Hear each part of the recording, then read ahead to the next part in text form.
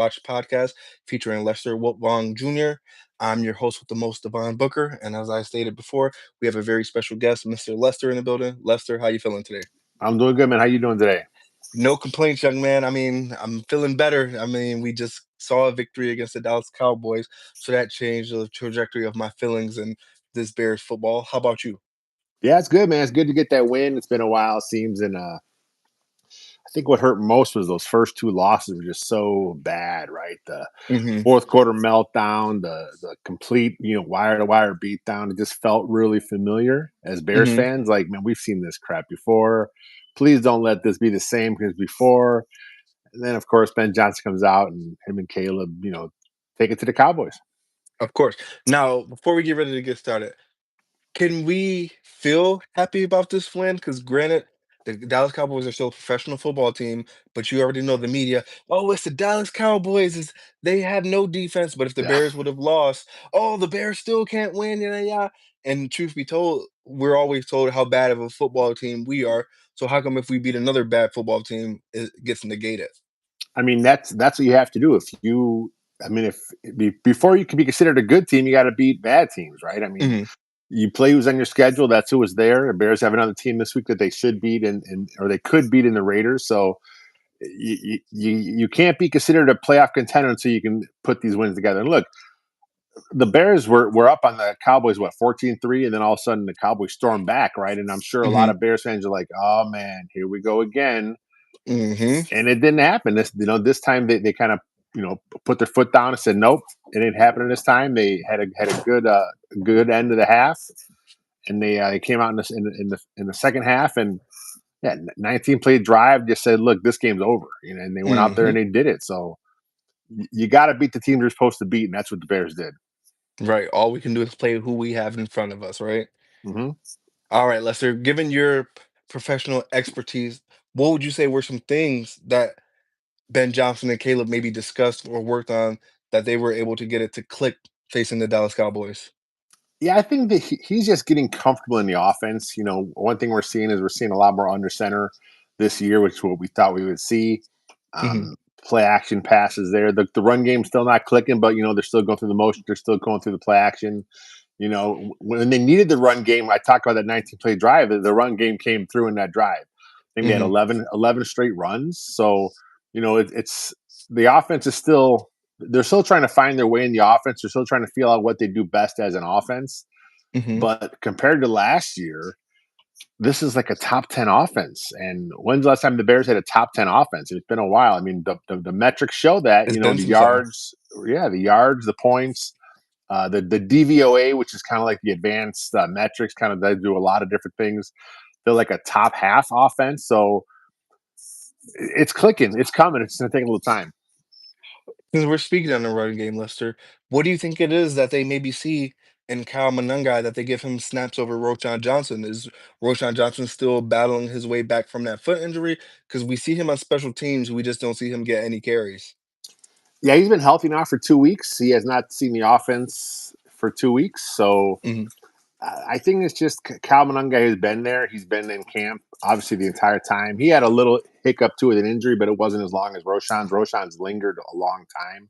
Hmm. So I think they're just comfortable with what he does there. I mean, I think Rojo is still a little better in the passing game. He's a little better Hmm. pass blocker, maybe a little better receiver out of the backfield than Monangai.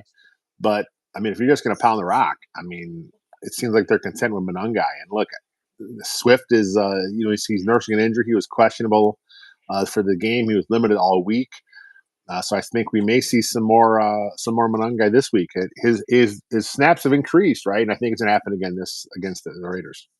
Now, are you sold in our running game, Lester, or do you think if you were in the GM position, you would maybe make a move before the trade deadline? How do you feel about the run game? I think Poles is going to listen to offers. I don't think he's going to be very active. But if something comes up, he hears something through the back channels, I think he'll listen. But I honestly think that him and Ben Johnson are content with Swift and Monangai and Rojo, and they'll get Travis Homer back here, pretty soon, hopefully. And he's more of a special teamer, but he's reliable on third down. He understands blitz pickup. That's one of his strengths when they signed him initially. So I just think Ben Johnson trusts his scheme, right? The offensive line has been revamped. I think they're going to trust the O line. They're going to trust the scheme to get by. And then next off season, I think they may make a bigger splash at running back. There you go. There you go. How good did that make you feel that the offensive line gave up no sacks against the Dallas Cowboys and they played like a complete unit? It's the first time in almost 2 years. It's Yeah. as a guy that that's my thing. I break down the sacks each week. The fact that I didn't have to worry about that article this week was kind of nice. I just still threw something together, kind of gave something kind of like a look at things. But yeah, it's always good, man. He was no sacks, one quarterback hit. I think I saw there's only like 5 or 6 pressures in the whole Mhm. game. So yeah, the pass pro they did a really good job that week. Yeah. Now, does Darnell Wright, him and his penalties, because granted, week in and week out, so far this season, we've heard his name called a couple of times. Does that bother you, especially him being out this game with an injury? Does that bother you? And how long do you expect him to get back into the role and mold after missing some time that we don't know exactly how much time he will miss? Yeah, I mean the penalties are rough. I mean the pre-snap penalties was a killer. Hmm. There's been a couple holds there where you're just like, come on, man, that's not a hold. Why are we calling this play on him? But yeah, the pre-snap penalties are a problem. And look, last week the Bears had none. They had no Hmm. pre-snap penalties. So that's something Ben Johnson has been focused on. You want to get that, eliminated. Yeah, Darnell Wright, man, he has all the talent in the world. But like you said, this year the penalties have been a problem. He leads the team in penalties. So he's got to clean it up when he gets back, and he's missing this week for sure. Hmm. It's an elbow issue.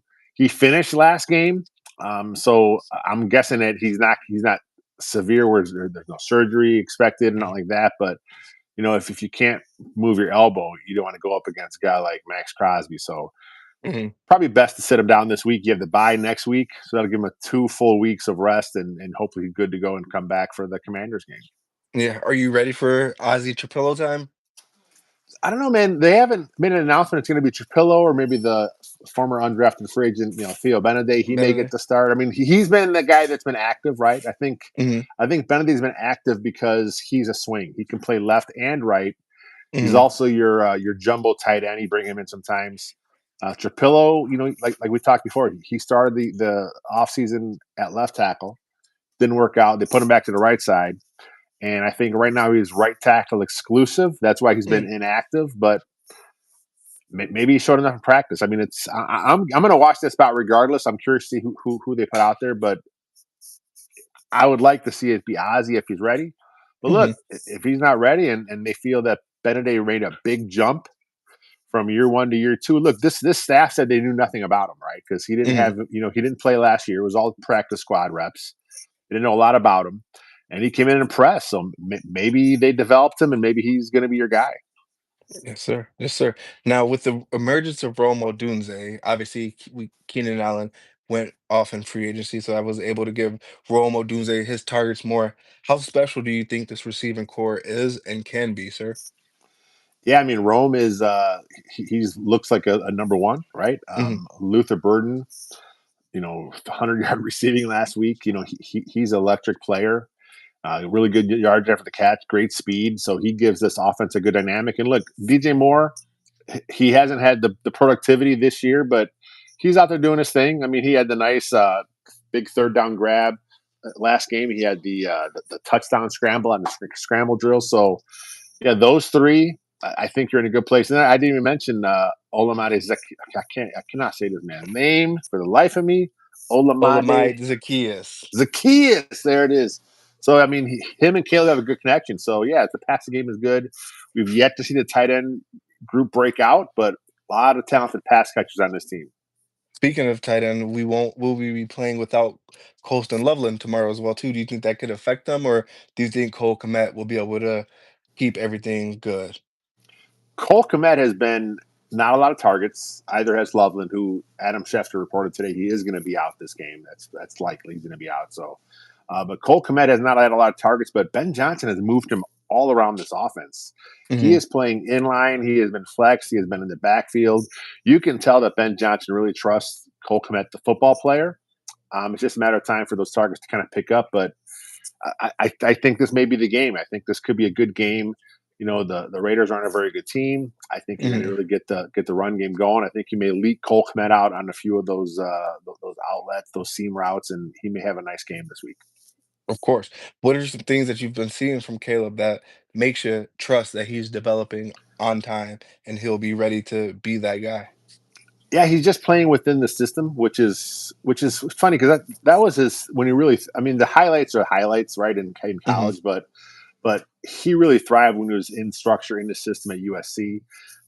Same with last year. Last year, of course, the highlight stuff is what really thrived, but the chances he had a chance to be on time, he had time to throw and able to set his feet and go through his reads. He was good, and we're seeing it again this year. This year, the pass pro has been even better.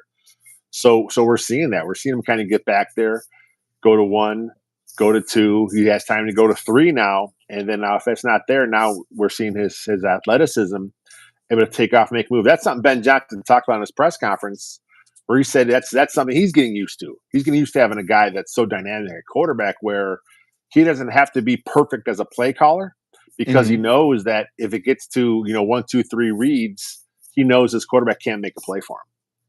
Of course, of course. Now, as we get ready to switch over to this defense, Lester, how good does it make you feel to know that Spidey will be suiting back up for the Chicago Bears? I mean, he's questionable. He says he wants to play.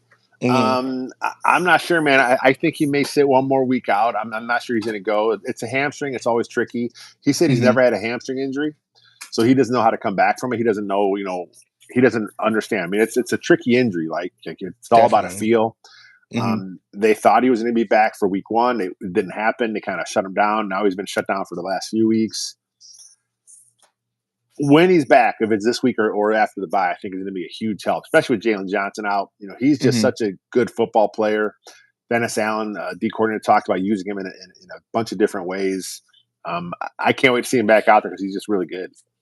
Correct me if I'm wrong. I saw an article where it said Jalen Johnson is going to go through surgery, but they're not ruling out that he won't return this season at some time. Yeah, he's having like a core surgery. Mhm, So I guess the way it's going to happen is they're not going to rule it out. They said that there's a chance, if everything works out in this core surgery and they get everything put back how they have to get it put back. Obviously, there's going to be a long rehab, but you're still looking at the last part of the season. Maybe he comes back for the last 3 or 4 games of the season. And if he's healthy and good to go, why mhm. wouldn't you want to do it? He's your one of your few Pro Bowl talents. Especially if you're looking at potential playoffs. I mean, You why not said pull the it. trigger You right? said it. I'm You heard I'm it just here saying. first. Yeah. Live for live. Oh my gosh. But Lester, so we know that the Bears have been getting shredded in their run defense. Does it worry you a little bit that we're going up against Ashton Chunty, who has still yet to have his explosive game, and we would hate to see it against the Bears, but you gotta believe that the kid has an undeniable talent. Do you think that may come across against the Bears, or where are you at with that? He is averaging, I think, like 3.2 yards a pop. Bears are giving up 5.5 yards a pop. So, one of our podcasts earlier this week, Taylor Dowse, he talked to a guy that covers the Raiders, Cube Myers, and he said that's all the O line. That's an O line issue. He said Mm, with Ashton Genty, I think it's something like he has 145 yards after contact, mhm. and he only has 144 yards total. So he's getting hit behind the line of scrimmage almost every single play, and he's still making something happen. So yeah, I mean, this is a good week for them. I mean, as much as Bears are looking at the Raiders, oh, this is a game we should win. Same thing happened there. Raiders look at the Bears, say, yeah, we should be able to go out there and beat these guys. We should get our run game going with a guy like Genty. Geno Smith's a very good, very solid veteran quarterback. He knows what he has to do out there. So yeah, if their O line can kind of put it together this week, which they haven't had a chance to, it's going to be a close game. And that's the thing I tell people, like, people see a team and say, "Oh, we're easily gonna beat them." Because I have a lot of friends that are Packers living in Wisconsin. They, "Oh yeah, we got the Browns. We're definitely gonna beat them." Yeah, yeah, they're no one. Yeah, yeah. Yeah. They call it any given Sunday for a reason. So, Yes. and it usually works that way. The teams that you're supposed to beat, you lose to. The teams that you're supposed to lose to, you end up beating. So obviously, you can't rule anyone out in today's NFL. Yeah, it's kind of what we talked about earlier. It's like, you can't be considered good till you beat those bad teams consistently, right? So Hmm. if you're still struggling against those teams you're supposed to put away, then you're not a real legit contender. Like the Eagles handle the business. The Chiefs in years past, the Ravens, these teams. If you want to get the Bears want to get to that level, you have to beat these teams you're supposed to beat. Got. What do you see this game looking like, Lester, in terms of points wise, and who should emerge victorious? Yeah, I'm going Bears. I'm going Bears. I think it's going to be a close game. Just because I think the Raiders will get the running game going a little bit, and they're going to kind of try and slow things down. But I think the Bears can put the points up. I think you're going to look at a 30 to 24 Bears. Whoa, Caleb's gonna have a monster game, or what do you think? Caleb should. I mean, that's the Raider secondary is not very good. They don't have besides Max Crosby, their pass rush isn't the best. They're going to focus a lot of attention on Crosby, obviously, and if Hmm. they can keep him relatively quiet, I think you may see the quick passing game. Luther Burden, DJ Moore, Roman Dunze getting a lot of yards after the catch. You're going to see, some crossing routes kind of schemed up. There's some mesh concepts where they want to, get these guys the ball, pick the guys off and let them run in space. And I think if that happens, you may see some big gains. Yes, sir. So let's say the Bears were to win tomorrow, heading into that bye on a two-game win streak. What kind of football team is it safe to say the Bears would be if they go into the bye on a two-game win streak? Yeah, I mean, you are your record says you are. So I mean, if they like I said, if they're going in there, they're 500, and it has to give the team a lot of confidence. Ben Johnson will have a ton of confidence. They'll have the extra week to really focus on the Commanders, who by that time should have Jane Daniels back. Hmm. The Bears want to get them right because the way the game Hmm. last year ended. So yeah, I mean, if the Bears can pull this off, and they got to be feeling pretty good about themselves, and nationally speaking, they're going to start getting some love nationally because that's a Hmm. big game, Monday night game, the Commanders. That's going to have a lot of national attention, and then Hmm. that's going to really be a tipping point, right? They'll have their chance there to make their statement on a national stage. So we'll find out more after that Monday nighter. What would be that piece of advice you would give to Tariq Stevenson? Because we know that they're going to be showing that play over and over and over and over, that Hail Mary where he's taunting the fans and the ball has already been snapped and he doesn't even realize it. What advice would you give that young man? He's got to stay off social media. This is not Mhm, this is not going to be the next couple weeks for it. I mean, this is going to be a like you said, it's going to be all over the place. It's going to be on every national broadcast, local broadcasts are all going to bring it up. But look, he's playing pretty good football, right? I mean, he had a rough couple games. This last game was phenomenal, probably one of his mhm. best games as a pro. And that's what happens with young players. Sometimes it just clicks, right? I mean, a guy can be kind of just middling along, not really doing too much, and all of a sudden it just kind of clicks with him. So, you know, maybe the best football for him is yet to come. Of course. Well, in all actuality, Lester, that strip takeaway that he had, that changed the trajectory of the Yeah, game. That was like the gut punch that the Bears needed because you notice the Cowboys came out moving the ball really well. The running back was moving the ball really well, and that was going to be like a long play, if not a touchdown. And for him to take the ball away like that, that was definitely the gut punch that the Bears needed for their favor.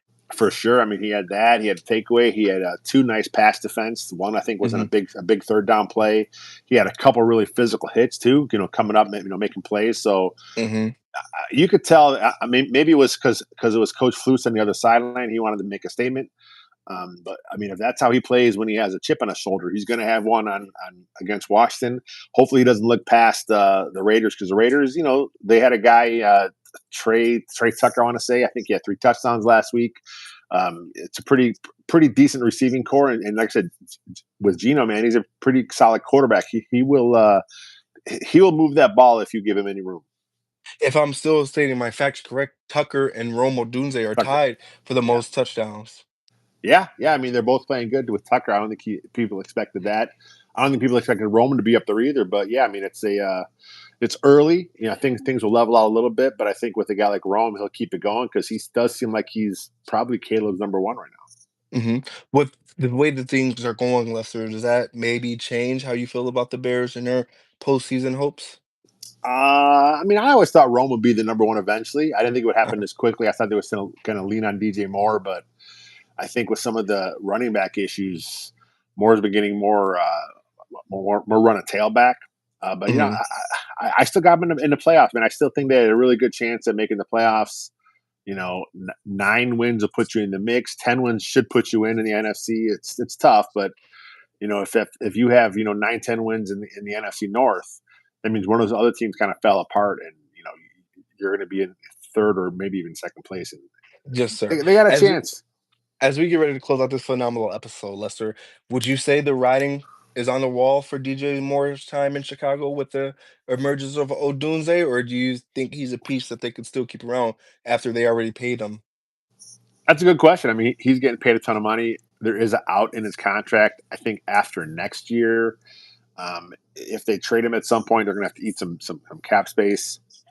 Like I like DJ Moore. I think he's kind of misunderstood. A lot of Mhm, fans just don't like him because of how he comes across in some of his pressers, some of his body language. And like, come on, mhm. fans should learn their lesson with the body language police with the from the Jay Cutler era, right? Like Yeah, yeah, right. that's just how he is. He has a very dry sense of humor. He just he doesn't come across, really, rah rah. That's just who he is. I mean, I think he's a good football player. I think he's good for that room. I mean, the Bears paid him a ton of money, highest paid Bear of all time. Um, I think he'll be for at least another, at least this season and possibly next season, and then reevaluate with salary cap. Yes, sir.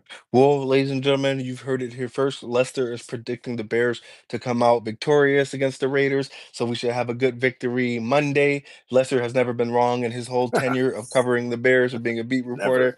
Le- Lester, we greatly appreciate you having some time for us, young man, and bear down. Sounds good. We'll talk. Yes, sir.